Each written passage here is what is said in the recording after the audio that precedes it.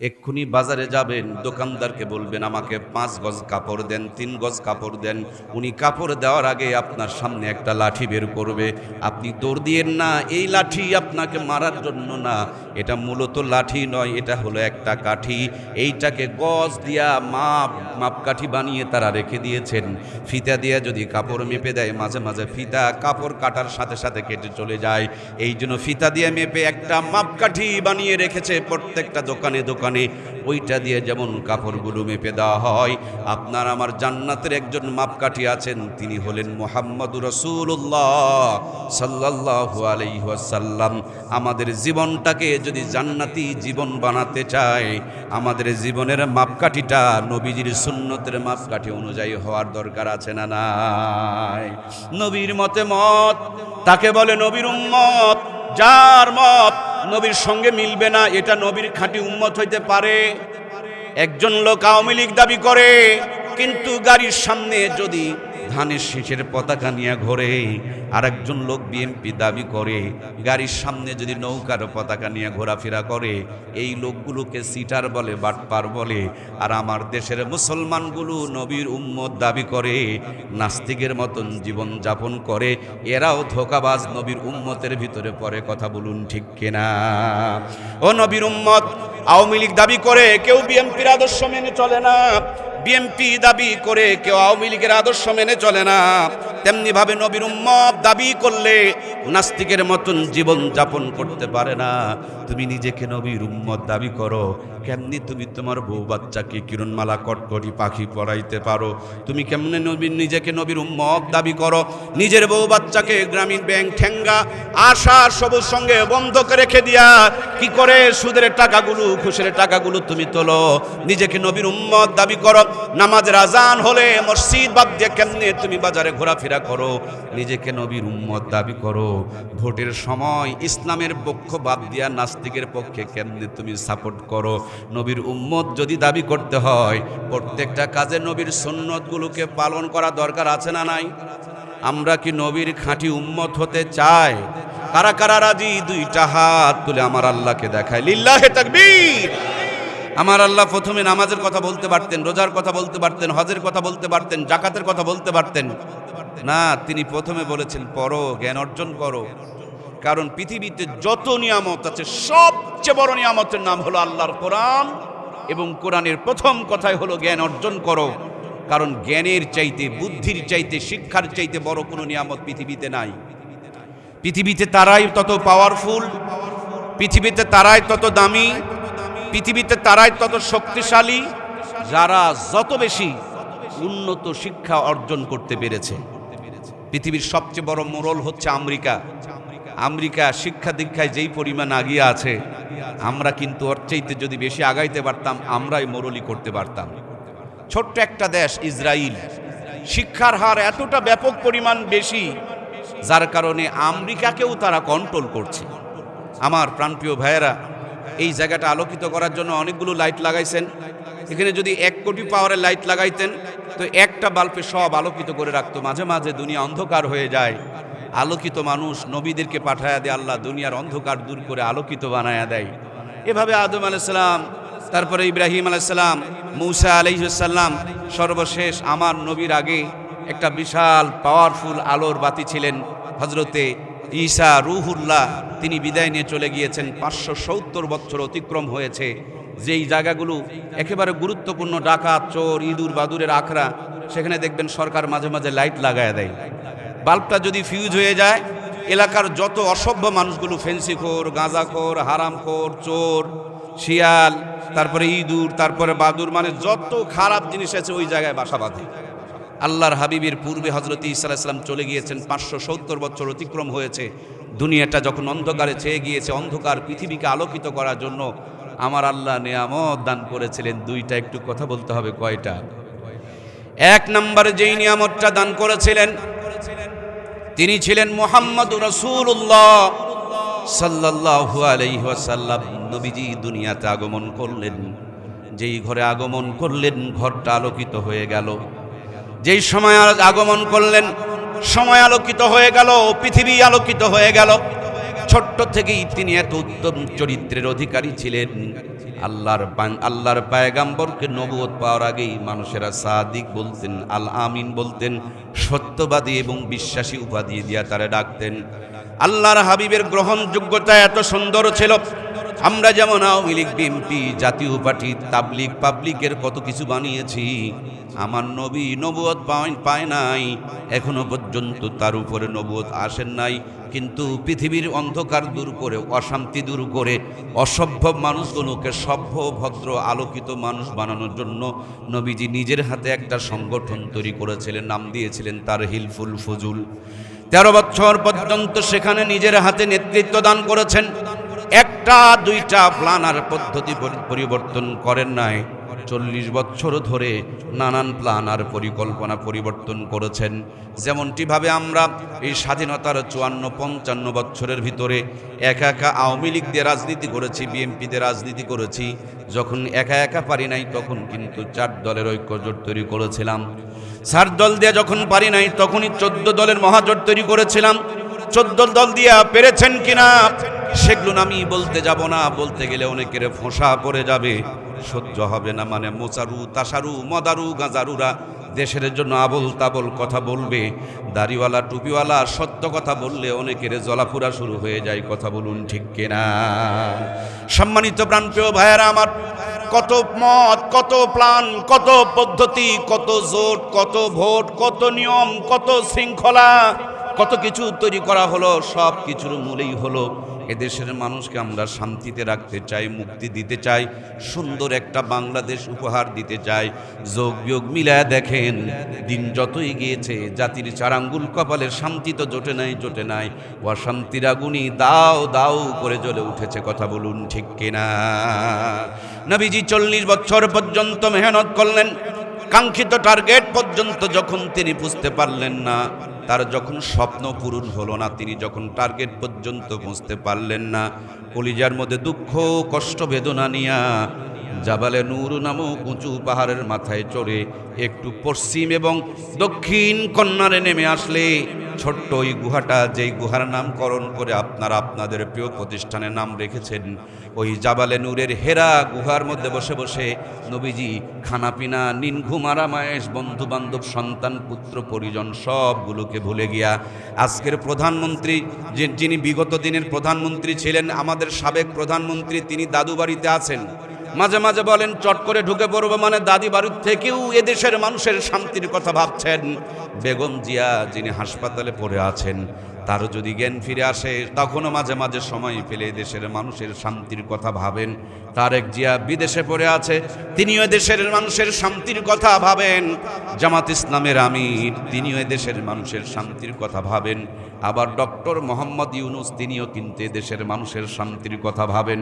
মহামানব মোহাম্মদুর রাসূলুল্লাহ গোটা দুনিয়ার মানুষের শান্তি, মুক্তি, কল্যাণের কথা ওই জাবালে নূরে হেরা গুহার মধ্যে বসে বসে ধ্যান করছিলেন, ভাবছিলেন আর প্ল্যান করছিলেন। আমার নবী ছিলেন মোহাম্মদুর রাসূলুল্লাহ, আর নবীজির কাছে আমার আল্লাহ তাআলা দান করলেন কিতাবুল্লাহ, কালামুল্লাহ। মুহাম্মাদুর রাসূলুল্লাহর সঙ্গে যখন কিতাবুল্লাহ আর কালামুল্লাহর সম্পর্ক হয়ে গেল, এই কোরআনুল কারীমের সহবত পাওয়ার কারণে, নবীর সাথে সম্পৃক্ত হয়ে যাওয়ার কারণে, কোরআন আর সুন্নাহর সম্পর্ক হওয়ার কারণে ওই জাবালে নূর কালো পাথরের পাহাড়কে আলোর পাহাড় বানিয়ে দিলেন কে? মক্কার মদিনার বুকে প্রায় পাথরের পাহাড়গুলো কালো, শুধু 2টি পাথরের পাহাড় লাল।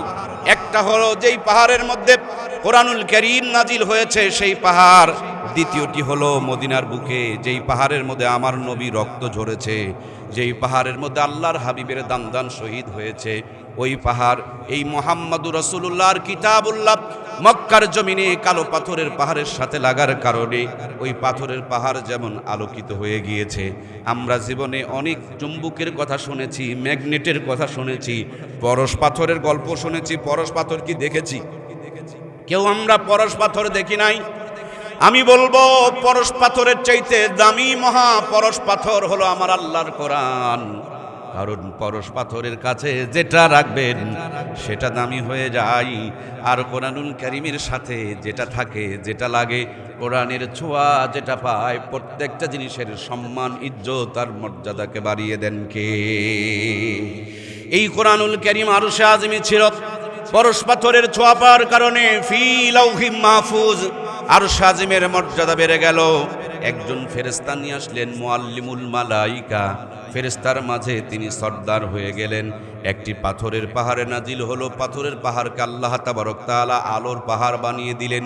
এই কোরআনুল কারীম একটি মুবারক মাসে নাজিল হলো, রমজান মাসের মর্যাদাকে আল্লাহ তাআলা ৭০ থেকে ৭০০ গুণ পর্যন্ত বাড়ায়া দিলেন।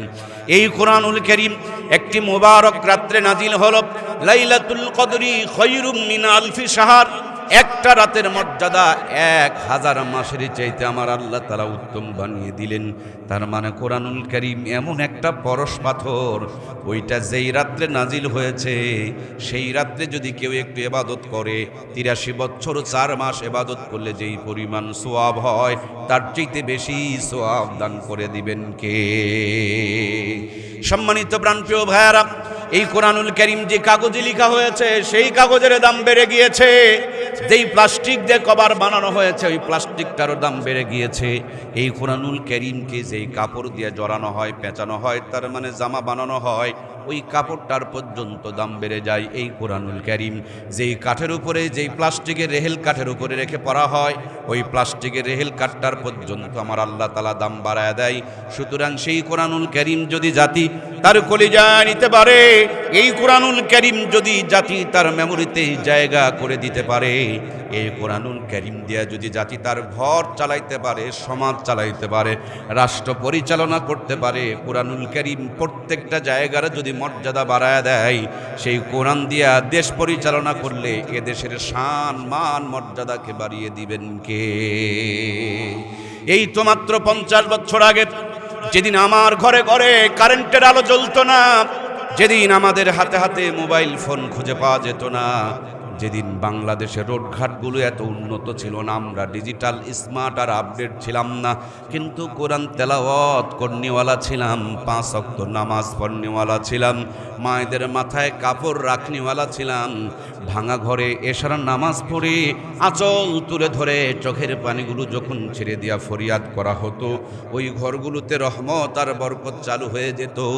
এক ভারিতে মাসকালার ডালের তেলানি করলে গোটা গ্রাম যেন গন্ধে মোহিত হয়ে যেত। কথা বলুন ঠিক কিনা?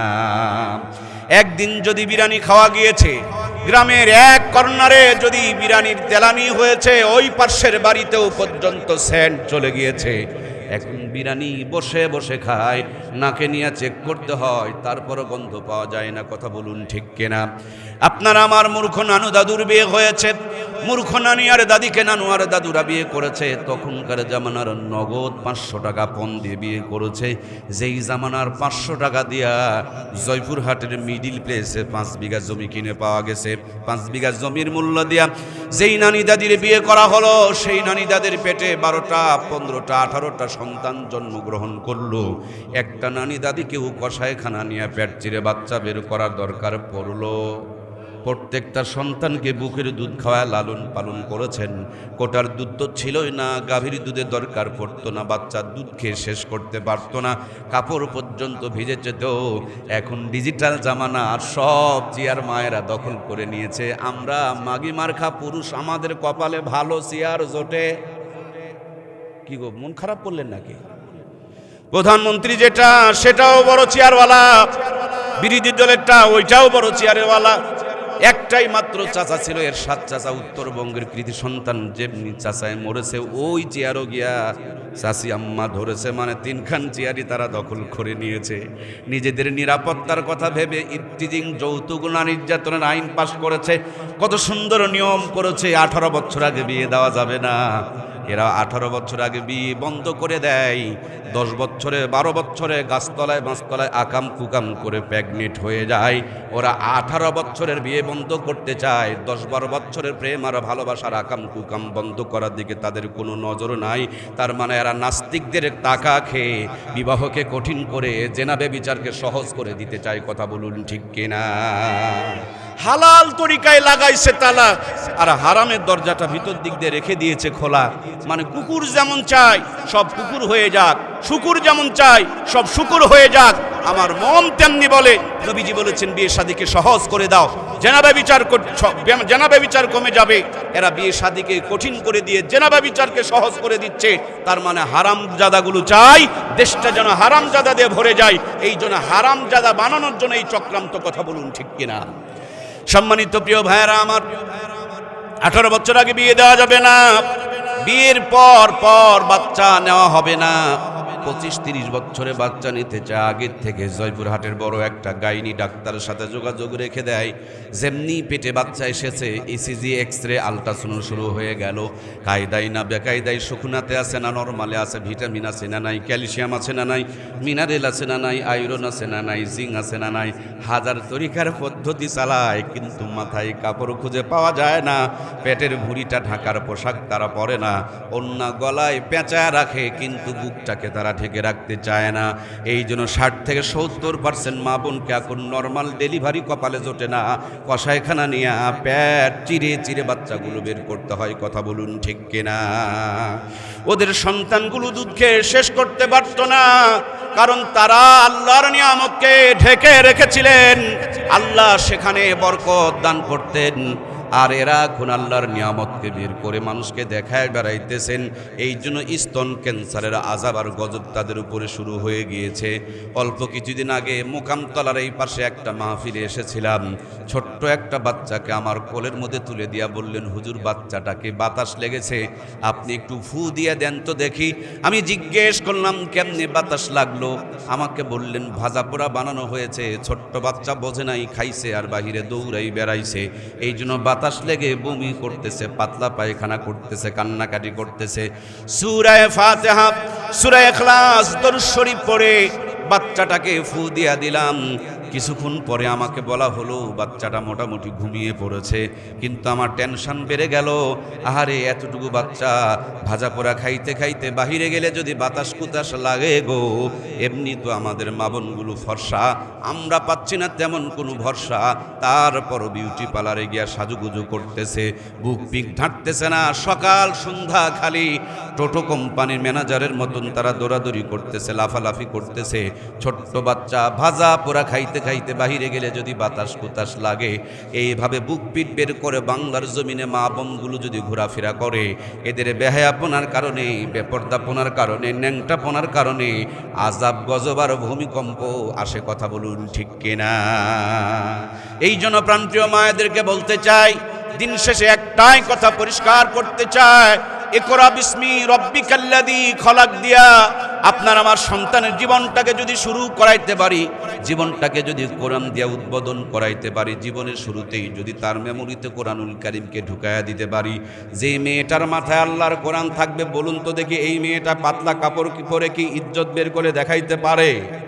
যেই ছেলেটার মাথার মধ্যে কোরআনুল কারীম থাকবে, ওই ছেলেটা 3.5 লাখ টাকার মোটরসাইকেল কিনে সুন্দরী বউকে আরো সুন্দর বানায়া, পাতলা কাপড় পরায়া, মার্কেটে মার্কেটে ঘুরায়া মানুষকে জানার জন্য দাওয়াত দিতে পারে। এই কোরআনুল কারীম যদি আমরা আমাদের এমপি মন্ত্রীর মাথার মধ্যে ঢুকায়া দিতে পারি, ভিতরে যদি ঈমান থাকে, ঈমানদার এমপি মন্ত্রী কি গম চুরি কম্বল চুরি করতে পারে? তার মানে আমার প্রিয় ভাইয়েরা, যা বানাবান বানান, সবার আগে ঈমানদার বানান। একটু খেয়াল করে দেখুন, এই যে আমার হাতে ছোট্ট একটা মোবাইল ফোন, এই মোবাইল দিয়েও কিন্তু আমরা অনেক কিছু বুঝতে পারি। যত দামি মোবাইল ফোন কেনেন না কেন, ছোট্ট করে একটা সিম কার্ড ঢুকাইতে হবে। গ্রামীণের সিম ঢুকালে গ্রামীণের নেটওয়ার্ক পাওয়া যায়, বাংলা লিংকের সিম কার্ড ঢুকালে বাংলা লিংকের নেটওয়ার্ক পাওয়া যায়। এরকম মোবাইল যেমন একটা ফোন, তেমনি 3.5 হাত বডিটা হলো আল্লাহর পক্ষ থেকে দেওয়ার, আল্লাহর পক্ষ থেকে আপনার আমার জন্য একটা মোবাইল ফোন। আর বাম স্তনে 2 আঙ্গুল নিচে আলা ওয়াহিয়াল কালব, এটা হলো ঈমানের সিম কার্ড। কোরআনুল কারীম তেলাওয়াত করলে আমার আল্লাহ তাআলা বলেন, ইন্নামাল মুমিনুনা আল্লাযীনা ইযা যুকিরাল্লাহু ওয়াজিলাত কুলুবুহুম ওয়া ইযা তুলিয়াত আলাইহিম আয়াতুহু জাদাতুহুম ঈমানাও ওয়া আলা রাব্বিহিম ইয়াতাওয়াক্কালুন। আল্লাহু আকবার। আমার আল্লাহ তাআলা বলেন, যখন মুমিনদের সামনে কোরআনুল কারীম থেকে তেলাওয়াত করা হয়, জাদাতুহুম ঈমানান, আল্লাহ তাদের ঈমানকে বাড়ায়া দেয়। মোবাইলের দোকানে নাম্বার লিখে টাকা দিলে অ্যাকাউন্টে যেমন ব্যালেন্স জমা হয়ে যায়, নামাজে দাঁড়িয়ে দাঁড়িয়ে কোরআন তেলাওয়াত শুনলে তেমনি ঈমান বাড়িয়ে দেন কে? বিল্ডিংয়ের ছাদের উপরে সুন্দর করে একটা নেটওয়ার্ক আছে, মোবাইলে দেখা যায় কয় কোটি নেটওয়ার্ক, তেমনি আমাদের জন্য সুন্নতের একটা নেটওয়ার্ক দিয়েছেন, তিনি হলেন মুহাম্মদুর রাসূলুল্লাহ সাল্লাল্লাহু আলাইহি ওয়াসাল্লাম। আমার প্রাণপ্রিয় ভাইয়েরা, এক্ষুনি বাজারে যাবেন, দোকানদারকে বলবেন আমাকে 5 গজ কাপড় দেন, 3 গজ কাপড় দেন। উনি কাপড় দেওয়ার আগে আপনার সামনে একটা লাঠি বের করবে। আপনি দৌড় দিয়েন না, এই লাঠি আপনাকে মারার জন্য না, এটা মূলত লাঠি নয়, এটা হলো একটা কাঠি। এইটাকে গজ দিয়া মাপকাঠি বানিয়ে তারা রেখে দিয়েছেন। ফিতা দিয়ে যদি কাপড় মেপে দেয়, মাঝে মাঝে ফিতা কাপড় কাটার সাথে সাথে কেটে চলে যায়। এই জন্য ফিতা দিয়ে মেপে একটা মাপকাঠি বানিয়ে রেখেছে প্রত্যেকটা দোকানে দোকানে। ওইটা দিয়ে যেমন কাপড়গুলো মেপে দেওয়া হয়, আপনার আমার জান্নাতের একজন মাপকাঠি আছেন, তিনি হলেন মুহাম্মদুর রাসূলুল্লাহ সাল্লাল্লাহু আলাইহি ওয়াসাল্লাম।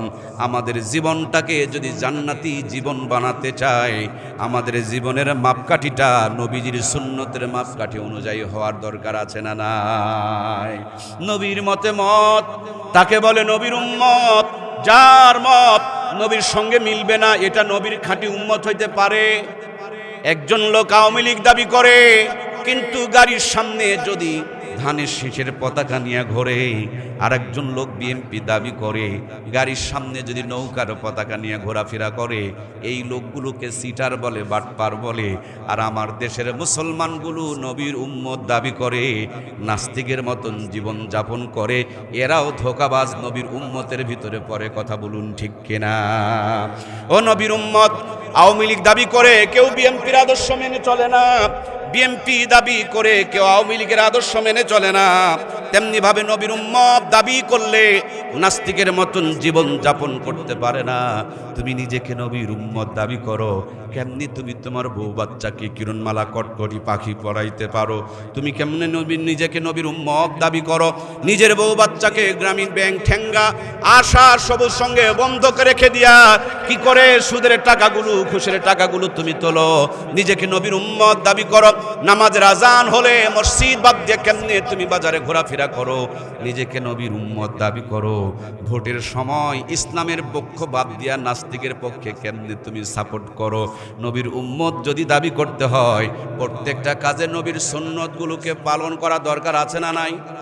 আমরা কি নবীর খাঁটি উম্মত হতে চাই? কারা কারা রাজি? 2টা হাত তুলে আমার আল্লাহকে দেখায়। লিল্লাহে তাকবীর। হাতগুলি এভাবে একটু নাড়া দেন। আর শাজিম থেকে আমার রব দেখছেন, মদিনা রওজায় আল্লাহর হাবিবকে সম্প্রচার করে দেখানো হচ্ছে। এ আলো বাতাস সামিয়ানা সাক্ষী হয়ে থাকতেছে।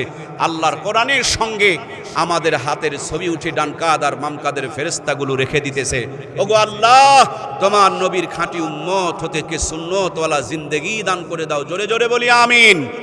আমরা সারা জীবন এই কোরআনের পক্ষে থাকতে চাই। আল্লাহ, তুমি আমাদের হাতগুলোকে কোরআনের পক্ষে কবুল করে নাও। আবারও বলুন আমিন। আমার প্রিয় ভাইয়েরা, হাতগুলো নামান। তাহলে আমরা নবীর খাঁটি উম্মত যদি হতে চাই, প্রত্যেকটা কাজে নবীর সুন্নতগুলোকে মানার দরকার আছে না নাই? সম্মানিত প্রাণপ্রিয় ভাইয়েরা, একটু খালি খেয়াল লাগান, কান লাগান। এমন একজন নবী আপনার আমার জন্য আল্লাহ রাব্বুল আলামিন দান করেছেন। একেবারে জন্ম থেকে নিয়ে মৃত্যু পর্যন্ত, রান্নাঘর থেকে নিয়ে সংসদ পর্যন্ত, পায়ের তালু থেকে নিয়ে মাথার চুলের আগা পর্যন্ত প্রত্যেকটা জায়গায় নবীর সুন্নত আছে না নাই? পায়ের নখগুলো কেমনে কাটবেন, এই কাটা শিখিয়েছেন মুহাম্মদুর রাসূলুল্লাহ সাল্লাল্লাহু আলাইহি ওয়াসাল্লাম। মাথার চুলগুলো কেমনে কাটবেন, ওটাও পর্যন্ত শিখিয়েছেন মুহাম্মদুর রাসূলুল্লাহ সাল্লাল্লাহু আলাইহি ওয়াসাল্লাম। ঘর কেমনে পরিচালনা করবেন, এটাও শিখিয়েছেন আমার আপনার কলিজার টুকরা প্রিয় নবী। রাষ্ট্র কেমনে পরিচালনা হবে, সেটাও পর্যন্ত দেখিয়ে দিয়েছেন আল্লাহ তার প্রিয় হাবিবের মাধ্যম দিয়া। তার মানে জীবনের এমন কোনো জায়গা নাই যেই জায়গাতে আমার নবীর সুন্নত নাই। প্রত্যেকটা জায়গায় নবীর সুন্নত যদি পাওয়া যায়, ওইটাকে নবীর খাঁটি উম্মত বলা হয়। আমরা যখন আসছিলাম, আপনারা গিয়া রাস্তা থেকে রিসিভ করে নিয়ে চলে আসলেন। নবীজি আপনাকে রিসিভ করে জান্নাতে নেবেন, তার জন্য মদিনা রওজাতে এখনো পর্যন্ত অপেক্ষায় রয়েছেন। এখনো পর্যন্ত জানি দুইটা হাত উত্তোলন করে উম্মতের ডেকে ডেকে বলছেন, উম্মত সুন্নতগুলোকে জিন্দা করো, আমি নবী তোমাদেরকে সাথে করে নিয়ে জান্নাত উদ্বোধন করব। আমরা কি নবীর সঙ্গে জান্নাতে যেতে চাই? তাহলে জীবনের প্রত্যেকটা কাজে নবীর সুন্নতগুলোকে আদায় করা দরকার আছে না নাই? যদি করতে পারেন, কলিজায় সাহস রাখেন, ইনশাআল্লাহ আমরা নবীর সঙ্গে জান্নাতে যাব। আল্লাহ আমাদেরকে কবুল করুক, বলুন আমিন। প্রিয় ভাইয়ার আমার, একটু খেয়াল করে দেখেন তো দেখি কেমন নবী আল্লাহ আপনার আমার জন্য দান করেছেন। একটা বাচ্চা দুনিয়াতে জন্মগ্রহণ করেছে, জন্মের সাথে সাথে তার সুন্নতের জিন্দেগি চালু হয়ে গেছে। সুবহানাল্লাহ বলেন। দুনিয়াতে এসেছে, শুরুতেই তার ডান কানে আজান দিয়ে দাও, বাম কানে একামত দিয়ে দাও। কেন ডান কানে আজান বাম কানে একামত দিবেন? ডান কানে আজান আর বাম কানে একামত এই জন্যই দিবেন, কেবল দুনিয়াতে এসেছে তার কচি মেমোরিতে আজান আর একামতটা ঢুকায় দাও। ছোটতেই জন্মের পরে যদি আজান একামত ঢুকায় দিতে পারো, এইটাকে কেউ সহজে নাস্তিক বানাইতে পারবে না। এটা কখনো দাঁড়িয়ে প্রস্রাব করবে না। এটা যদি মেয়ে হয় কখনো ইজ্জত বের করে দেশের মানুষকে দেখাবে না। সকালবেলা পান্তা যদি পেঁয়াজ দিয়া খান, সন্ধ্যাবেলা ঠিকুর তুললে যেমন পেঁয়াজের গন্ধ পাওয়া যায়, জীবনে একটি নামাজ আছে যে নামাজের আজান আর একামত নাই, এটা জন্মের পর হয়ে যায়। সেটা হলো জানাজার নামাজ। আজান আর একামতের মধ্য দিয়া কোনো সন্তান যদি দুনিয়াতে আগমন করে, ওই সন্তানটাকে নাস্তিক বানানো কঠিন হয়ে যায়, মুরতাদ বানানো কঠিন হয়ে যায়। এই জন্য সুন্নতের 1 নম্বর রোজ হলো ডান কানে আজান আর বাম কানে একামত দেওয়া লাগবে। সুবহানাল্লাহ। এখন বেশিরভাগ বাচ্চা আমাদের হাসপাতালে নিয়ে সিজার করে বের করা হয়। এত ব্যস্ত থাকি, আজান একামত দেওয়ার মতন সুযোগ হয় না। এই জন্য মুসলমানের ঘরে এখন নাস্তিক মার্কার সন্তান পয়দা হচ্ছে। কথা বলুন ঠিক কিনা? ক্লাস 9-এ পড়াশোনা করে, কালেমা পড়তে পারে না। 9 পড়ুয়া বাচ্চা কালেমা পড়তে পারে না। এখানে যতগুলো মানুষ বসা আছে, গেটে চাবি দিয়ে যদি এখনই একটা গেট দিয়ে বের করা হয় আর বলা হয় সূরা ফাতিহা যারা পারবেন তারা বের হবেন, আর যারা পারবেন না তাদের বের হওয়া যাবে না, দেখবেন কোন দিক দিয়ে পাঁচির পুঁচির টপকায়া দৌড় মারবে। কথা কি বুঝতে পারছেন? নুনুর আগার চামড়া কেটে উল্টায় দিয়েছেন, মানে মুসলমান হয়ে গেছেন না? ছেলে মেয়ে মানুষের কোন চামড়া উল্টালেন? আরে হাজী সাহেবের ঘরে জন্ম নিয়ে হাজী সাহেবের ছেলে মুসলমান হয়ে গেছেন, তাহলে নূহ আলাইহিস সালামের ঘরে যে জন্ম নিয়েছিল কেনান, উনি কেন মুসলমান নয়? এই জন্য প্রিয় ভাইয়েরা, ইসলাম শিখতে হয়, ইসলাম অর্জন করতে হয়, ভিতরের মধ্যে আল্লাহর কোরআনকে নিতে হয়। আমার প্রাণপ্রিয় ভাইয়েরা, নেটওয়ার্ক ধরাতে হলে যেমন সিম কার্ড ঢুকাতে হয়, জান্নাতের পথ দেখাতে হলে জান্নাতের নেটওয়ার্ক ঢুকাতে হলে, এই জন্য জীবনের শুরু থেকেই সুন্নতের ডোজ আর কোরআনুল কারীম তাদের মেমোরিতে দিয়ে দিলে পারে এই পথ তাদেরকে জান্নাত পর্যন্ত পৌঁছায় দেবে ইনশাআল্লাহ। এই জন্য প্রিয় ভাইয়েরা, আমার জীবনের শুরুতে আজান একামত দিয়ে দাও, ছোট্ট মেমোরিতে আজান একামত ঢুকায় দাও। কিছুদিন আগে আপনারা দেখেছেন ফ্যাসিস্টদের আমলে যাদেরকে জাতীয় কবি বলা হতো, এরা এমন মন্তব্য করেছিলেন, আজান যখন শুনি মনে হয় বেশ্যা তার খরিদ্দারকে ডাকতেছে। জোরে বলেন নাউজুবিল্লাহ। হয় নাই? চিৎকার করে বলুন না নাউজুবিল্লাহ। কত বড় বেয়াদব! মুসলমানের দেশে এত নোংরা কথা বলে। আমি পরবর্তীতে চিন্তা করে দেখলাম এত বড় বেয়াদবি কথা বললো কেন। হিসাব করে মিলায় দেখলাম কিছু কিছু বাচ্চা পতিতালয়ে জন্মগ্রহণ করে, জন্মের পর আজান একামত তার কপালে জোটে নাই, ওই পতিতার আওয়াজ কানে গিয়েছে। এই জন্য মৃত্যুর আগ পর্যন্ত ওই আওয়াজটাই তার মেমোরিতে ঘুরতেছে। এই জন্য বুড়ো হয়ে যাচ্ছে, বড় হয়ে গিয়েছে, তখনও ওই পতিতার আওয়াজ তার মুখ দিয়ে বের হচ্ছে। আরো একজন বেয়াদব বলল, আমার কাছে আজানের চাইতে কাউয়ার আওয়াজ ভালো লাগে। আমি চিন্তা করলাম এত পাখি থাকতে কাউয়ার সাথে তুলনা করলো কেন? কাউয়ার আওয়াজ তো বড় কর্কশ, কাউয়ার সাথে তুলনা করলো কেন? এখন আপনারাও বুঝবেন, কিছু কিছু বাচ্চা অবৈধ পন্থায় জন্মগ্রহণ করে, যাদের বাপ মার কোনো পরিচয় নাই। এদেরকে পলিথিনে ঢুকায়া, পেপারে লেপটায়া ডাস্টবিনের কিনারে ফেলে দিয়ে আসা হয়, ময়লার ভাগাড়ের কিনারে ফেলে দিয়ে আসা হয়। সকালবেলা ওখানে মুয়াজ্জিমের আজান যাওয়ার আগে কাউয়ার কা কা আওয়াজ তাদের কানের মধ্যে ঢুকেছে। কোনো একজন নিঃসন্তানই হয়তোবা সেখান থেকে তুলে নিয়ে তাকে সন্তানের সন্তানের পরিচয় দিয়ে বড় করেছে। ওই যে আজান আর একামত কানে ঢুকে নাই, প্রথমেই ঢুকেছে কাউয়ার আওয়াজ। এই জন্য মৃত্যুর আগ পর্যন্ত তার মুখ থেকে ওই কাউয়া মার্কার শব্দ বের হয়। কথা বলুন ঠিক কিনা? এই জন্য প্রিয় ভাইয়ের আমার, জীবনের শুরুতে ডান কানে আজান, বাম কানে একামত দিয়ে দাও। এইটা সুন্নতের 1 নম্বর প্রথম ডোজ। এরপর বাচ্চাটার জন্য ইসলামিক সুন্দর একটা নাম রেখে দাও। মুসলমানের সন্তানের নাম কালটু, মুন্টু, লালটু, বল্টু হতে পারে না। মুসলমানের সন্তানের নাম হবে আব্দুল্লাহ, মুসলমানের সন্তানের নাম হবে আব্দুর রহমান, মুসলমানের সন্তান নাম হবে আবু বকর, মুসলমানের সন্তানের নাম হবে ওমর। কিয়ামতের দিন আমার আল্লাহ তাআলা আব্দুল্লাহ বলে যখন ডাক দিবে, আবু বকর বলে যখন ডাক দিবে, দুনিয়ার সব আব্দুল্লাহ আর আবু বকররা দাঁড়িয়ে যাবে। আমার আল্লাহ তাআলা বলেন, ওয়াবতাগু মিন ফাদলিহি ওয়াসিলা, আল্লাহ জান্নাত দেওয়ার জন্য ওসিলা তালাশ করবে। আল্লাহ বলবেন, আমি একটা আব্দুল্লাহরে ডাকলাম, এতগুলো আব্দুল্লাহ দাঁড়িয়েছ কেন? তারা বলবে, ও মালিক, আমি মনে করেছিলাম আমি আব্দুল্লাহকেই তুমি ডেকেছো। আমার আল্লাহ তাআলা বলবেন, আব্দুল্লাহ মানে আমার বান্দা, আমার বান্দা হিসেবে যখন নামটা রেখে দিয়েছো, আমার প্রিয় নামটা, পছন্দের নামটা যখন রেখে দিয়েছো, আমার নবীর সবচাইতে পছন্দের সেরা নামটাকে যখন রেখে দিয়েছো, যাও রে আব্দুল্লাহ যাও, এই ভালো একটা কাজের খাতিরে তোমাদেরকে ওই আব্দুল্লাহ নামের খাতিরে মাফ করে দিলাম, জান্নাতে চলে যাও। এই জন্য নামের একটা প্রভাব আছে, সুন্দর সুন্নতি নাম রাখবেন, নবীদের নামের সাথে মিল করে রাখবেন, ওলিদের নামের সাথে মিল করে রাখবেন, সাহাবায়ে কেরামের নামের সাথে মিল করে রাখবেন, অর্থের দিকে খেয়াল করে মিল করে রাখবেন, নবীজির পছন্দের নামগুলোকে মিল করে করে রাখবেন। এটাও একটা নবীজির সুন্নত। এরপরে যখন বাচ্চাটা বড় হতে থাকবে, 1 সপ্তাহের ভিতরে আপনি ওই বাচ্চাটার জন্য আকিকা দিয়ে ফেলবেন।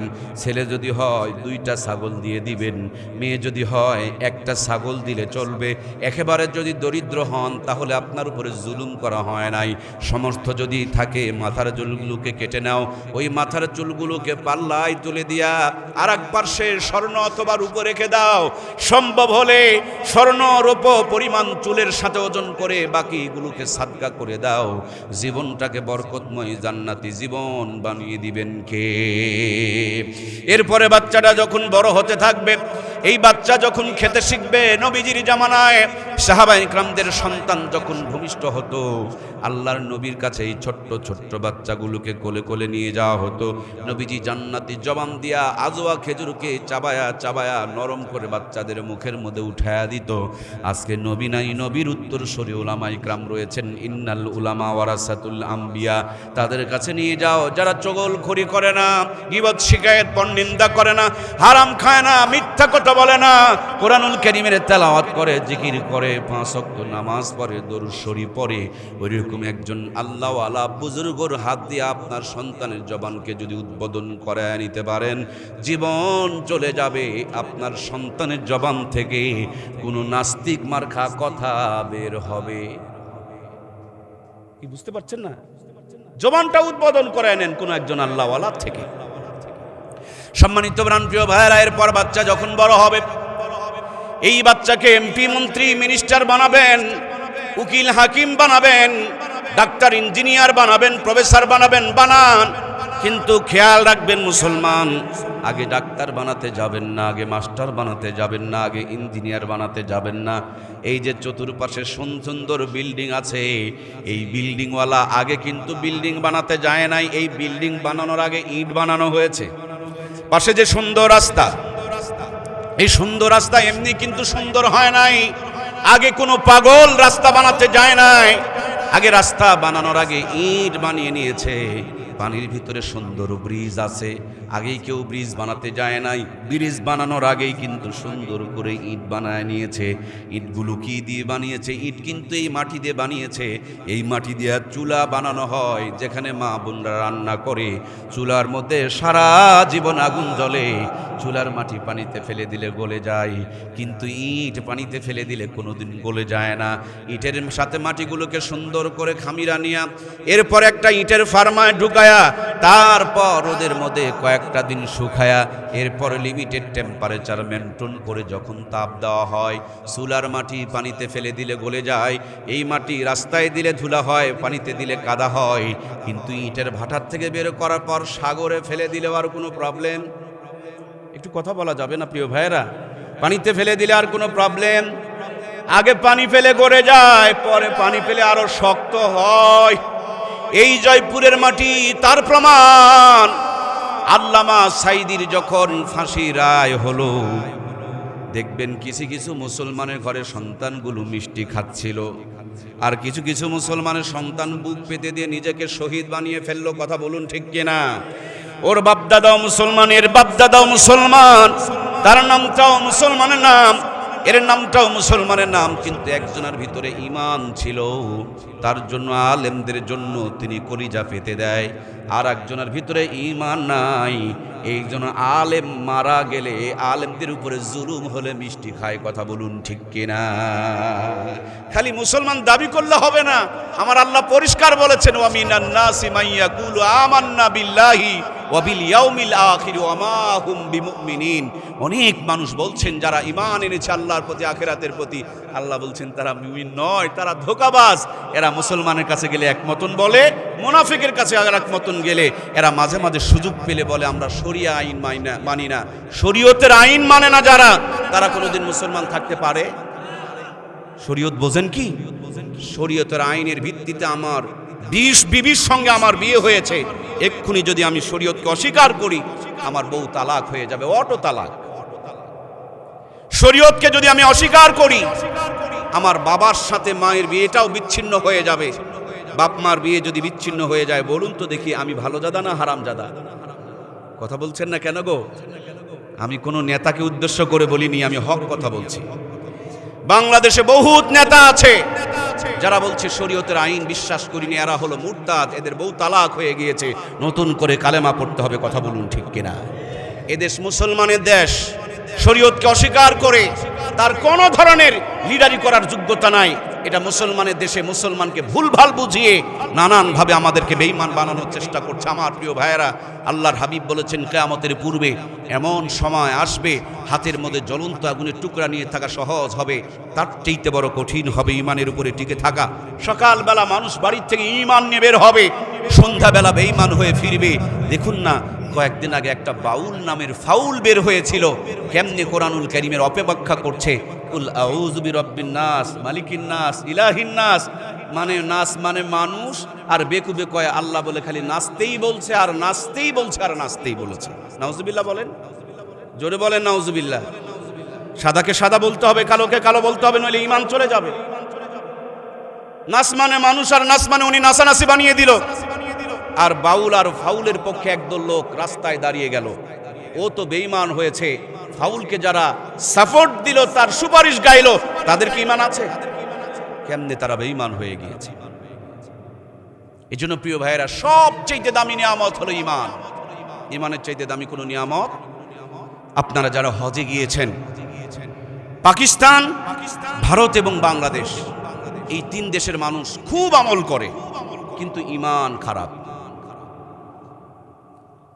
ঈমানের কোনো চর্চা নাই, ঈমানকে চিনেই নাই, বেঈমান হয়ে আছে আর ঈমান আমল করছে। এই ছোট্ট ছোট্ট বাচ্চাদেরকে যতগুলো হাদিস পড়ানো হয়, প্রথম হাদিস পড়ানো হয় আখলিস দীনাকা ইয়াকফিকাল আমালুল কলিল, তোমার ঈমানকে খাঁটি করো, অল্প আমল নাজাতের জন্য যথেষ্ট। সুবহানাল্লাহ। ঈমান বড় দামি নিয়ামত, এই জন্য ঈমান অর্জন করতে হয়, ঈমান গ্রহণ করতে হয়। প্রিয় বন্ধুরা আমার, ছোট্টতে মোবাইল কিনেই যেমন সিম কার্ড ঢোকাতে হয়, এই বাচ্চাগুলো জন্মের পর ডান কানে আজান বাম কানে একামত, সুন্নত তরিকার জীবন যাপন করে এই বাচ্চা যখন বড় হতে শুরু করবে, এই বাচ্চাকে সবার আগে কোরআনের ফারমায়া দিয়ে ঈমানদার বানিয়ে নিতে হবে। ঠিক কিনা বন্ধুরা আমার? আপনার আমার সন্তান ভূমিষ্ঠ হওয়ার পর এই বাচ্চাগুলোকে ছোটতেই সুন্দর করে 6টা টিকা দেওয়ানো হয়। টিকা দিলে দেখবেন বাচ্চার গায়ে জ্বর আসে, বাচ্চার কান্নাকাটি বেড়ে যায়, বাচ্চা অসুস্থ হয়ে যায়। তারপর বাপ মা টিকা কেন্দ্রে গিয়ে টিকা দেয়, খালা চেপে ধরে, চাচা সহযোগিতা করে, মায়ের সহযোগিতা করে, নানি সহযোগিতা করে। টিকা দেওয়ার পর শরীরটা নীল হয়ে যায়, তখন দেখবেন নাপার সিরাপ খাওয়ায়, তারপর বাচ্চাকে টিকা দেওয়াই। কেন টিকা দেওয়াই জানেননি? এই টিকা তো 20 বছর বয়সে দিলে এত কষ্ট হতো না, কিন্তু ছোট্টতেই টিকা দিচ্ছেন কেন?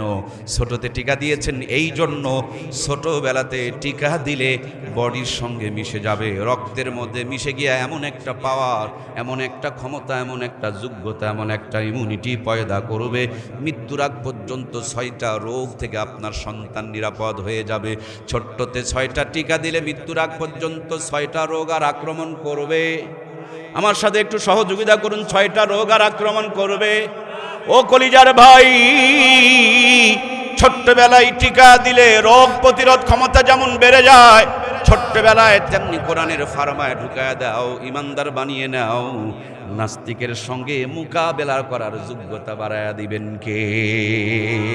টিকা দিলে রোগ হয় না, কোরআনের শিক্ষা দিলে নাস্তিক বেঈমান হবে।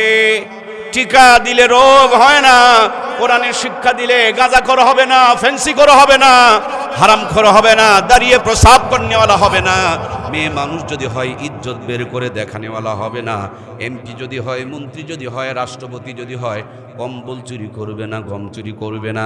এদেশের ক্ষমতায় বসে বসে দেশটাকে মানুষের কাছে বিক্রি করে দেওয়ার জন্য চক্রান্ত করবে না। কথা বলুন ঠিক কিনা? আমার দেশে যতগুলো সরকারি চাকরিজীবী আছে, আপনি জানলে অবাক হয়ে যাবেন। এদেশে চাকরি করে, বড় চেয়ারে বসে আছে, হোমরা চোমরা অনেক বড় বড় কথা বলে, আর ভিতরে ভিতরে দেশকে বিদেশের কাছে বিক্রি করে দেওয়ার চক্রান্তে লিপ্ত আছে। আছে না নাই? সম্মানিত প্রাণপ্রিয় ভাইয়েরা আমার, এই জন্য ইমান বড় দামি। সবার আগে আপনি আপনার সন্তানটারে ইমানদার বানায় নেন। আমি কোনোদিন স্কুলের বিরুদ্ধে বলিনি, কলেজের বিরুদ্ধে বলি না, আমি কোনোদিন ভার্সিটির বিরুদ্ধে বলবো না, কারণ স্কুল, কলেজ, ভার্সিটি, বিশ্ববিদ্যালয় আমার জন্য দরকার আছে, কিন্তু সবার আগে যে ইমানদার হওয়ার দরকার আছে, ইমানদারটা বানিয়ে নিয়ে ডাক্তার বানাও। ডাক্তার বাটপারি করবে না, ইমানদার বানিয়ে মাস্টার বানাও। মাস্টার চিটারি করবে না, ইমানদার বানিয়ে ইঞ্জিনিয়ার বানাও। ইঞ্জিনিয়ার রডগুলো চুরি করে বিক্রি করে দিয়া বাঁশ ঢুকাইতে পারবে না। ইমানদার বানিয়ে এমপি বানাও, মন্ত্রী বানাও, আর কম্বল চুরি, গম চুরি হবে না। সবার আগে ইমানদার বানাও। ইমানদার না বানিয়ে যদি ডাক্তার বানাবেন ডাক্তার, মাঝে মাঝে হয়ে যাবে বাটপার। আল্লাহ রে, ওয়াজ বুঝতেছেন না? ডাক্তার এবং বাটপার দুইটা কি এক জিনিস? আমরা ডাক্তার চাই, বাটপারের কোনো দরকার। একটু আপনারা ধৈর্য ধরেন, আমি বাটপার কাকে বলে দেখাইয়া দিতেছি। আগামীকাল সকালবেলা আপনাদের সদর হাসপাতাল জয়পুরহাটে বলেন, আর আপনাদের এই যে কালাইন হাসপাতালে গিয়ে দেখবেন বড় বড় স্যার বসে আছে, চোখে দেখে না, কলমে লেখে না, কানে শোনে না, স্যারের মতন বসে আছে। গরিব মানুষ গিয়ে তার সাথে ধর্ণা ধরেছে, সুযোগ পেলে ছোট্ট একটা স্লিপে লিখে দিচ্ছে, বৈকালবেলা অমুক প্রাইভেট ক্লিনিকে চলে আসিও। দেখবেন বৈকালবেলা যখন 500 টাকা দেওয়া হয়, ডাক্তার তখন আব্বা আব্বা বলে ডাকতে শুরু করে দেয়। কথা বলেন ঠিক কিনা? আমরা জানি টেম্পারেচার বেড়ে গেলে জ্বর হয়েছে, নাক দিয়ে পানি পড়লে সর্দি লাগছে, চোখগুলো হলুদ মানে জন্ডিস হয়েছে। উনি এতদিন পড়েছে, বিদেশে গিয়ে ট্রেনিং করেছে, কিন্তু একটা চিকিৎসার জন্য যাবেন দেখবেন 13টা পরীক্ষা দিয়ে দেয়। তার মানে তার অযোগ্যতার জন্য মানুষকে পরীক্ষা দেয়। কথা বলেন ঠিক কিনা? 3টা ঔষধ লেখলে চলবে, কিন্তু 15টা ঔষধ লেখে। গেটের সামনে ঔষধ কোম্পানির লোকগুলো দাঁড়িয়ে থাকে, সুন্দর করে প্রেসক্রিপশনের ছবি তুলে নিয়ে মিলায় দেখে, আমার কিনা গোলাম আমার দায়িত্ব পালন করছে না করে নাই। আমরা চেয়েছিলাম ডাক্তার, কিন্তু আমার দেশে বেশিরভাগ ডাক্তার না বাটপার। যারা যারা কথা বললে না তাদের ইমানে ভেজাল আছে, বেশিরভাগ ডাক্তার না বাটপার। চাইলাম ডাক্তার, কেন আমার দেশে বেশিরভাগ বাটপার। ডাক্তার বানানোর আগে কোরআনের ফারমায় যদি ইমানদার বানাইতে পারতাম, ইমানদার ডাক্তার এইভাবে কোনোদিন বাটপারি করতে পারত। আমার দেশে বহুত স্যার আছে, বড় বড় স্কুলে পড়ায়, কলেজে পড়ায়, ভার্সিটিতে পড়ায়, অত বড় বড় বিল্ডিংয়ে পড়ায়, দেখবেন ওখানে পড়ে পাস করতে পারে না।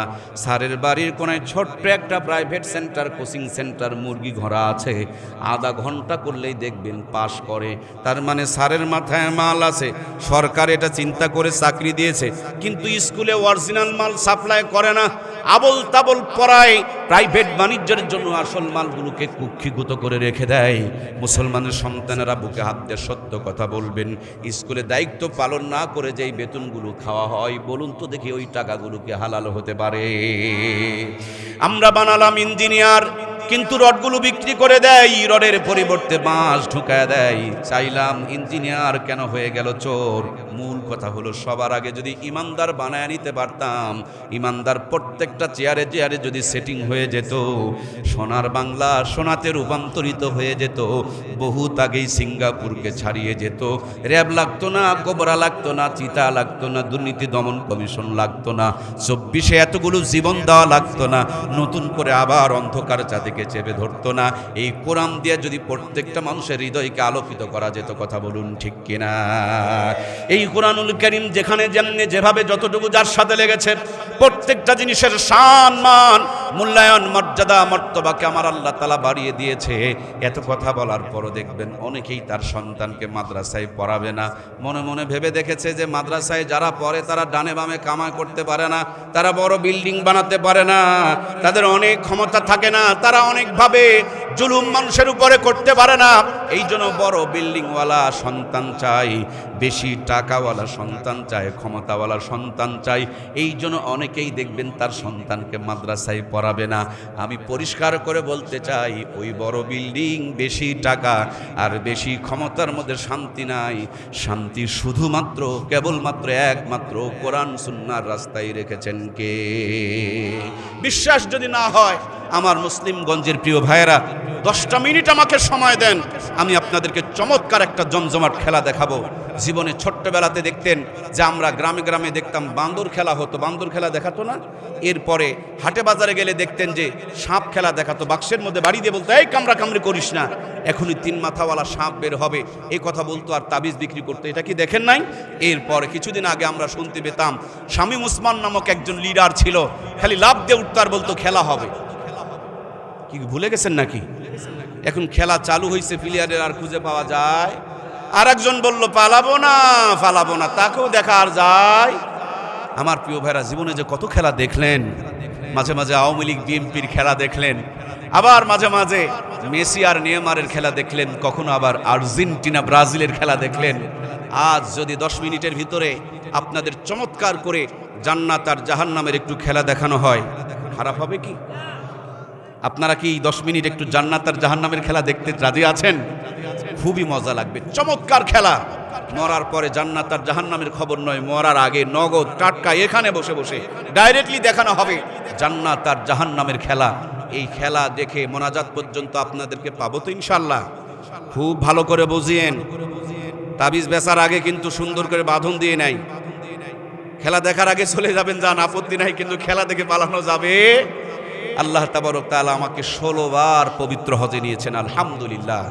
এবার 17তম বাইতুল্লাহর সফরে যাওয়ার নিয়ত করছি, আগামী রমজানেও যাব। আপনাদের জন্য মন ভরে প্রাণ ভরে হৃদয় উজাড় করে আপনাদের জন্য দোয়া করব। এখানে আল্লাহর ঘরে চাদর ধরে আমার আল্লাহর ঘরকে স্পর্শ করে মিনা মুজদালিফা আরাফার প্রান্তরে নবীজির রওজার পাশে রিয়াজুল জান্নার ভিতরে বসে আমি যতবারই আল্লাহর ঘরে যাই আপনাদের জন্য দোয়া করি। কারণ এই হাত দিয়ে অনেক মাদ্রাসা মসজিদের উপকার হয়। আমরা এই হাতখানা তুলে আল্লাহর কাছে সবাই মোনাজাত করে বিদায় নিব ইনশাআল্লাহ। গতকালকে আমার কুমিল্লা মাহফিল ছিল, আগামীকাল আল্লাহ বাঁচায় রাখলে আবার ময়মনসিংহ যাওয়া লাগবে। মাঝখানে অল্প একটু টাইম আপনাদের সামনে রয়েছি আমার প্রিয় ভাইয়েরা। তাহলে খেলা হবে, যুবকেরা আছেন, খেলা কি হবে? যুবক ভাইয়েরা একটু কথা বলুন, খেলা কি হবে? চলুন, খেলা হবে। খেলা দেখতে হলে প্লেয়ার দিতে হবে 2টা। কয়টা গো? মাত্র 2টা। একটু কথা বলেন ভাইয়েরা, শ্রোতা বক্তা মিলেই তো বক্তৃতা। একটু খেলা যখন দেখবেন একটু কথা বলবেন আমার সাথে। আমার প্রিয় ভাইয়েরা, প্লেয়ার লাগবে কয়টা? 1 নম্বর প্লেয়ার দিতে হবে। কয় নাম্বার? 1 নম্বর প্লেয়ারটা যেন 1 নম্বর হয়। বলবেন 1 নম্বর প্লেয়ার হবে 2 নম্বর, তাহলে কিন্তু খেলা জমবে। 1 নম্বর প্লেয়ারে যে আল্লাহ বানাইছে সে আল্লাহর হুকুম মেনে চলবে, আল্লাহর সাথে নাফরমানি করবে। 1 নম্বর প্লেয়ার কিস্তির টাকা তুলবে না। 1 নম্বর প্লেয়ারের ঘরের থেকে কিরণমালা কটকটি পাখির আওয়াজ বের হবে না। এক নম্বর প্লেয়ার কখনো নাস্তিকের পক্ষে সাপোর্ট দিবে না, এক নম্বর প্লেয়ার দাঁড়িয়ে প্রসাব করবে না, এক নম্বর প্লেয়ার তার বউ বাচ্চাকে কখনো কিরণমালা কটকটি পাখি পরাবে না। তার মানে এক নম্বর প্লেয়ার যেটা হবে এটাকে 100% হালালখোর হওয়া লাগবে। বর্তমান এই জামানায় হালালখোর এক নম্বর প্লেয়ারের অভাব আছে না নাই? তারপরে এক নম্বর প্লেয়ার আছে বলেই কিন্তু দুনিয়াটাকে আল্লাহ তাআলা টিকায় রেখেছে। আল্লাহর হাবিব বলেছেন, লা তাকুমু সাআ হাত্তা ইয়াকুলা রাজুলু আল্লাহু আল্লাহ। ততক্ষণ পর্যন্ত দুনিয়াকে কিয়ামত করাবে না যতক্ষণ পর্যন্ত একজন ব্যক্তিও আল্লাহ বলনেওয়ালা দুনিয়াতে বেঁচে থাকবে। আল্লাহ বেশি বেশি করে তাকে ডাকার জন্য আমাদেরকে কবুল করে নেক। জোরে জোরে বলি আমিন। এক নম্বর প্লেয়ার দিতে হবে, এক নম্বর। সেটা রিক্সা চালক যদি হয় কোনো প্রবলেম নাই, ভ্যান চালক হলেও আপত্তি নাই, ইমাম হলেও আপত্তি নাই, মুয়াজ্জিম হলেও আপত্তি নাই। খালি লোকটা যেন এক নম্বর হয়, হালালখোর হয়, সত্য কথা বলে, নামাজি হয়, ওই এক নম্বর একটা প্লেয়ার দিবেন। আর দুই নম্বর প্লেয়ারের বর্তমানে কোনো অভাব কি আছে? দুই নম্বর প্লেয়ারের কোনো অভাব আছে? হাই রে, দুই নম্বরই দিয়ে ভরে গিয়েছে রে ভাই। স্বামী বিবির সাথে দুই নম্বরে করে, বিবি স্বামীর সাথেও দুই নম্বরই করে, বাবা সন্তানের সাথে দুই নম্বরই করে, সন্তান বাবার সাথে দুই নম্বরই করে। নর্মাল পাবলিক তো করে। নওগাঁ এলাকায় গিয়ে দেখেছি অনেক ভিআইপি নেতা আছে, লিডার আছে, বড় বড় নেতা, হাইরে দুই নম্বরই করে। এরা সরকারি সমস্ত সম্পদগুলো কেমন ভাবে দুই নম্বরই করে গ্রাস করতে চায়। ডান দিক দেখায়, বাম দিক দেখায়, উপর দিক দেখায়, নিচের দিক দিয়ে যেটা খায় সেটাকে আবার উপরা কয়। ইন্না লিল্লাহ রে, কথা বলছেন না কেন ভাই? টেবিলের নিচ দিয়ে যেটা আসে নাম কি? আসে নিচ দিয়া, নাম রাখছে উপরা, মানে জিবরাইল আলাইহিস সালাম মনে হয় দিয়ে যায়। আবার দুই নম্বর প্লেয়ারের সাথে বিয়ে দেওয়ার জন্য হাজী সাহেব আবার খুব লাফালাফি শুরু করে দেয়। হাজী সাহেব সেজদার কপালে দাগ, কিন্তু দুই নম্বর জামাই ছাড়তে রাজি। দুই নম্বর প্লেয়ারের বড় দৌড়াদৌড়ি চলছে। আমার ভাইয়েরা, এরা রড খায়, সিমেন্ট খায়, ইট খায়, বালু খায়, খোয়া খায়, পাথর খায়, টিন খায়। সরকারি যদি বাথরুম পায়, টয়লেট পায়, এই টয়লেটেরও কোনো সার। মন খারাপ করলেন নাকি? এটা নওগাঁ এলাকার কথা বলছি। এমন খাওয়া খায়, পেটের ভুঁড়ি ফুলে যায়, কিন্তু দুই রুটির উপরে খাওয়ার ক্ষমতা। দুটা রুটিও যদি খায়, দেখবেন পেটের মধ্যে গুতাগুতি শুরু হয়ে যায়। তখন র্যাব সার্জেল পেটে ঢুকানো লাগে। কথা বলুন ঠিক কিনা? বন্ধুরা আমার, দুই নম্বর প্লেয়ারের বিশতলা ঘরে একটা সিসি ক্যামেরা লাগাও, এক নম্বর প্লেয়ারের ভাঙা ঘরে আর একটা সিসি ক্যামেরা লাগাও। দুই ঘরে দুইটা ক্যামেরা লাগায়া টিভির পর্দায় সংযোগ দিয়া বসে বসে একটু তামাশা দেখেন। এক নম্বরের প্লেয়ারের ঘরে টিভি নাই, ফ্রিজ নাই, এসি নাই, দামি কোনো কম্বল নাই, বিউটি পার্লার থেকে বউকে সাজায় নাই, আলু ভর্তা দিয়ে যদি ভাত পায় চোখের পলকে 3 প্লেট তুলে দেয়। সুবহানাল্লাহ কয় না রে ভাই? সিরা খেতা সোজা করে হালাল বউকে বুকে জড়িয়ে ধরে ডান হাত গালের নিচে লাগায়া কেবল দোয়া পড়েছে, আল্লাহুম্মা বিসমিকা। দোয়া পড়া ভরস হয় না, চোখের মধ্যে ঘুম চলে আসে। কথা বলুন ঠিক কিনা? দুই নম্বর প্লেয়ারের ঘরে সব আছে, 20 তলা বিল্ডিং, 3 কোটি টাকার ডেকোরেশন, 3.5 লাখ টাকার মোবাইল ফোন, নেটওয়ার্ক যেন ডিস্টার্ব না করে তার জন্য ওয়াইফাই নেটওয়ার্ক। আহারে বালিশের নিচে খালি হামদর্দার হারবারের ঔষধ সব আছে, কিন্তু স্বামী এক ঘরে, বউ আর এক ঘরে পরক্রিয়া করে, কইতেও পারে না, সইতেও পারে না। সব আছে মগর শান্তি। খেলা হবে না, খেলা চলছে। এই দুনিয়ায় যারা হালাল খায়, আল্লাহ তাদেরকে জান্নাতি বরকত দিয়ে রেখেছেন। জোরে বলুন না সুবহানাল্লাহ। ছোট্ট একটা গ্রামে ইমাম সাহেব ইমামতি করে 30 দিন, 30 বাড়িতে 30 রকম হাতে আর 30 রকম স্বাদে। গরিব মানুষের বাড়িতেও যদি পালি হয়, এত সুন্দর করে আলু ভর্তা বানায়, 2টা ডিম একসাথে ভাজি করে বানায়। হুজুর পর করে চোখের পলকে 4 প্লেট মেরে দেয়। সুবহানাল্লাহ বলেন না? কিছু কিছু হুজুর বড় চালাক, খেতে যায় না, টিফিন বক্স পাঠায় দেয়, এক বাটির মধ্যে 4 আইটেমের তরকারি ঢুকায় দেয়। তিনি তখন বড় টিফিন বক্স পাঠায়, 12 তলা টিফিন বক্স পাঠিয়েছে, 14 আইটেমের তরকারি রান্না করে অপেক্ষায় রয়েছে। 12 তলা 12 আইটেম দিয়ে ভর্তি হয়ে গিয়েছে, এখনো পর্যন্ত 2 আইটেম বাকি আছে। প্লাস্টিকের বাটিতে করে সাজায়া দেয়। একজনের খাবার 3 জন 4 জন খায়, তারপরও খাবার খেয়ে শেষ হয় না। বাজারে যাওয়া লাগে না, টাকা খরচ হয় না, কষ্ট করে হেঁটে আসা লাগে না, তো রোদের পাশে দাঁড়ায়া আগুনের পাশে দাঁড়ায়া রান্না করা লাগে না। আল্লাহর উপরে ভরসা রেখেছে, কোরআনুল কারীমের পক্ষে খেদমত করছে। এই দুনিয়াতে আলেমদেরকে এখনো পর্যন্ত রাজকীয় খাবারের ব্যবস্থা করে রেখেছেন কে? বিশ্বাস যদি না হয় একটু আমাদের সঙ্গে চলেন, কালকে ময়মনসিংহ চলেন, দেখবেন রাজা বাদশার কি সম্মান, আলেমদের কি মর্যাদা। অল্প কিছুদিন আগে ময়মনসিংহে গিয়েছিলাম, আমি গরুর গোস্ত নেব না, কিন্তু উনি 1 পিস দেবেই দেবে। আমি যখন জোর করলাম, দেখতেছি তিনি চোখ মুছতেছেন। জিজ্ঞেস করলাম, ভাই আমার না নেওয়ার সঙ্গে তোমার চোখের পানির সম্পর্ক কি? উনি বললেন, আমাদের 3 জনকেই বাবা মা আলেম বানানোর চেষ্টা করেছিলেন, কিন্তু আমরা কেউ পারি নাই।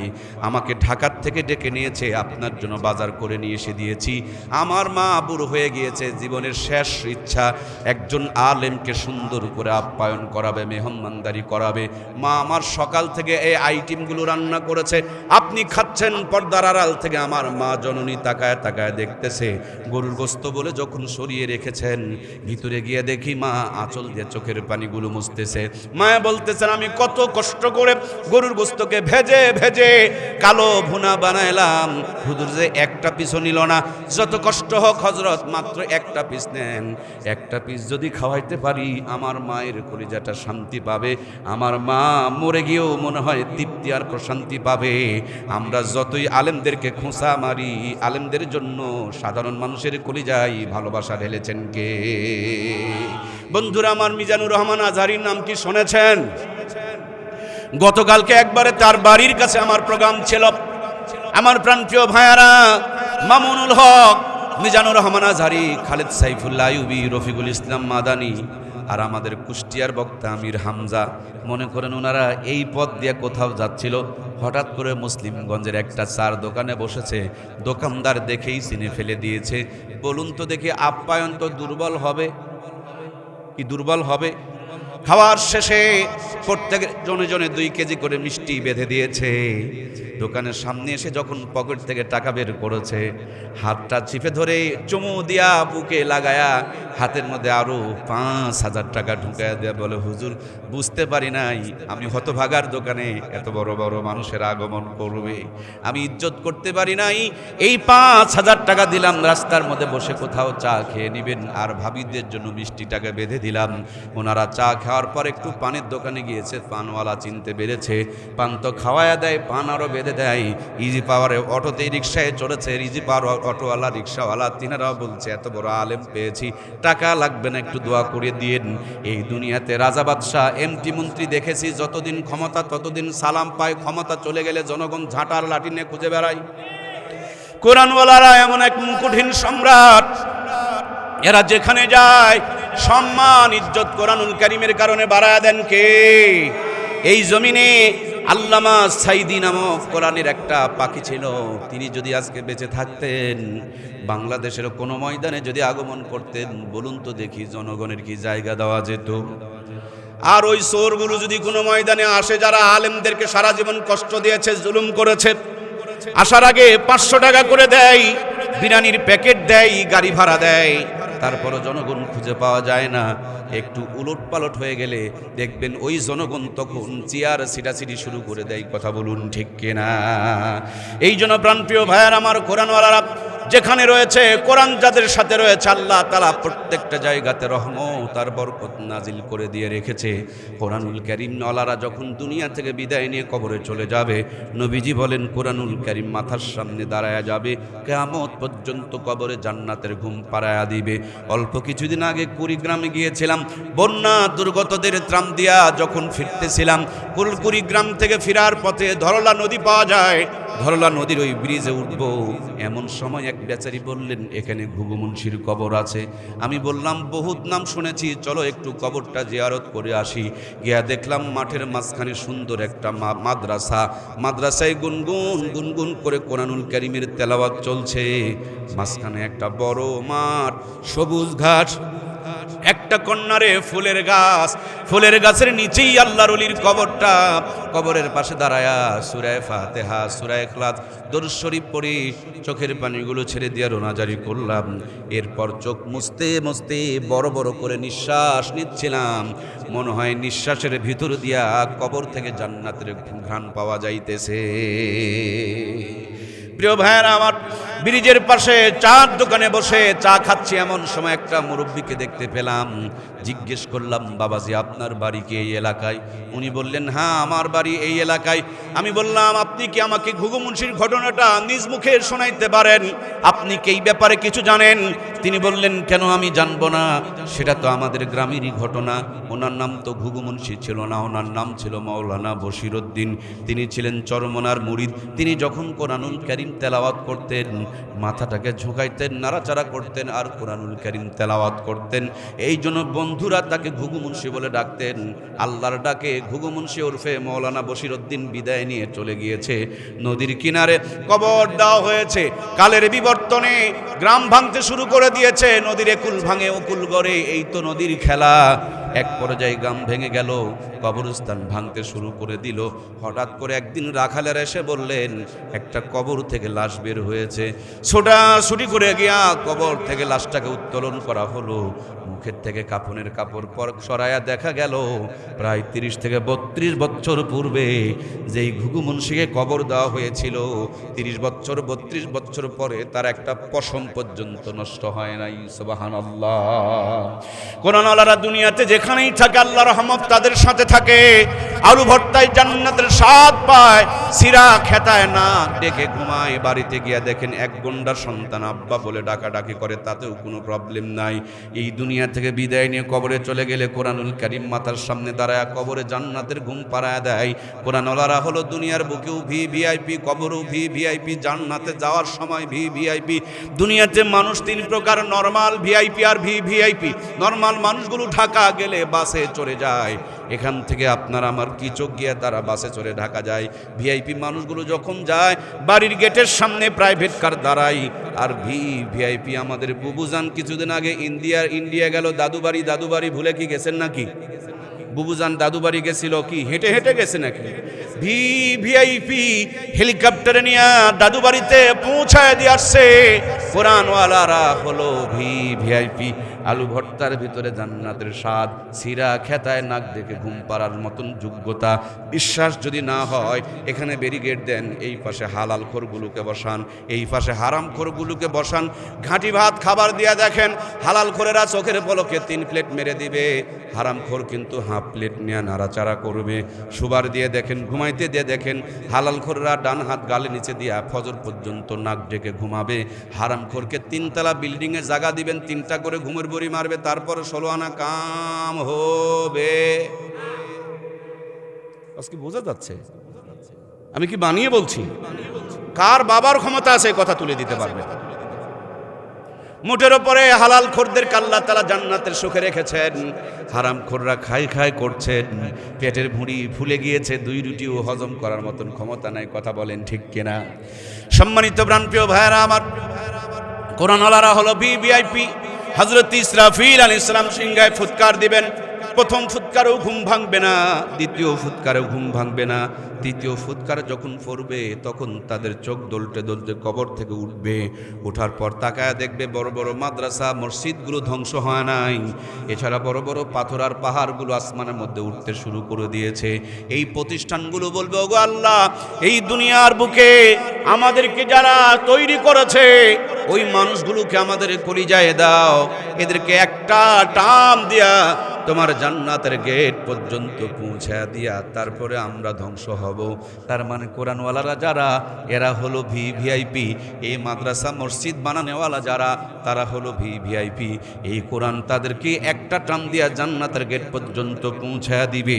জান্নাতের গেটে যাওয়া মাত্র একজন ঘোষক ঘোষণা করে বলবে, ইকরা ওয়ারাতিল কামা কুনতা তুরাতিল ফিদ দুনিয়া। ও আল্লাহর জান্নাতের বান্দা বান্দিরে, যেইভাবে দুনিয়াতে একটা একটা করে আয়াত পড়েছিলা, আজকে একটা একটা করে আয়াত পড়ো আর এক এক তালা বিশিষ্ট জান্নাত অর্জন করো। এই কোরআনের পক্ষে থেকে ভিআইপি হয়ে কোরআনের সুপারিশ নিয়ে কে কে জান্নাতে যেতে চায় আর একটা বারের জন্য দুইখানা হাত তুলে আমার আল্লাহকে দেখায় লিল্লাহি তাকবীর। কোরআনের পক্ষে থেকে ভিআইপি হয়ে কোরআনের সুপারিশ নিয়ে জান্নাতে যেতে চায়, আল্লাহ আমাদের কবুল করে না, বলুন আমিন। আল্লাহর হাবিব বলেছেন, হাত নামায়েন না, হাতটা কোরআনের সঙ্গে সাক্ষী হয়ে থেকে যাক। আল্লাহর হাবিব বলেছেন, আল কোরআনু হুজ্জাতুল্লাকা ওয়া আলাইকা, এই কোরআন হলো আপনার আমার জন্য দলিল। জমির যেমন দলিল আছে, জান্নাতের দলিল হলো এই কোরআন। আল্লাহ এই হাতগুলো কোরআনের পক্ষে তুলেছি, আমাদের হাতগুলোকে কোরআনের পক্ষের দলিল বানিয়ে দাও, জোরে বলুন আমিন। যে হাত কোরআনের পক্ষে তুলেছি সে হাত সব জায়গায় কোরআনের পক্ষে থাকবে তো ইনশাআল্লাহ।